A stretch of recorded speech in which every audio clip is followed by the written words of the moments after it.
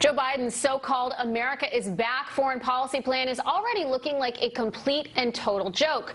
Biden botched the withdrawal of U.S. forces from Afghanistan, allowing the Taliban to take complete control in just a matter of days.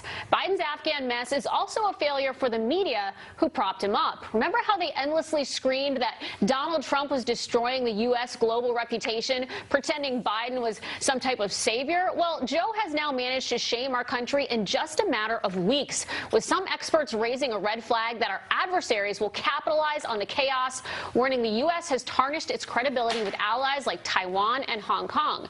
Joining us to discuss is retired Navy Commander and Florida Congressman Scott Franklin. Congressman, thanks for being on the show tonight. We appreciate it. Thank you, Jen. Good to be here with you. Oh, Congressman, I want to play a clip from CNN, a Taliban leader speaking about their end goal, essentially. Let's take a listen. It's our belief that one day Mujahideen will have victory and Islamic law will come not to just Afghanistan, but all over the world. We are not in a hurry. We believe it will come one day. Jihad will not end until the last day. Now, of course, so many Americans sitting at home watching these horrific videos play out in Afghanistan, and many saying, what does this mean for me here in the United States? What does this mean for Americans? They've released all these these Taliban prisoners, al-Qaeda prisoners. What's next for America?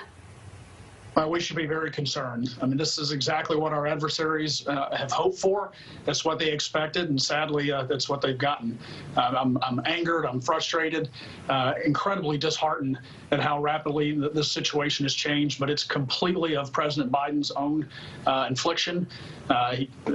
I don't know what sort of advice he got, but it was bad advice. We look to get to the bottom of that in time, but right now we've got a commitment to get the people out that helped us over these past 20 years. We cannot cut and run on them like we're doing now. And, you know, Congressman, also on President Biden are the women and children left behind in Afghanistan. Many of them that have been educated, women who've had jobs that are now fearing for their lives. As they should be. Yeah, this is a ruthless regime.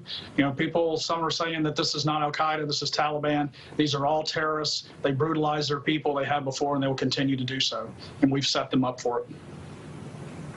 What do you say to families, Congressman, who have lost their loved ones in this war?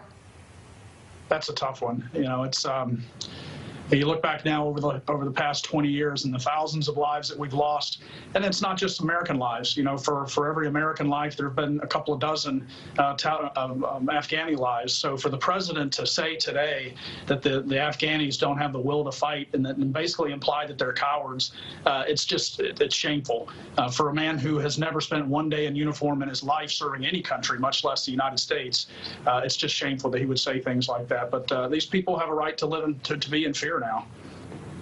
Yeah, well, Americans are watching closely as the Biden administration takes a vacation, it seems, these next couple of days. Congressman Franklin, thank you so much for being with us tonight. Thank you. As we watch the Taliban rapidly destroy freedom in Afghanistan, we are seeing it die slowly in the United States.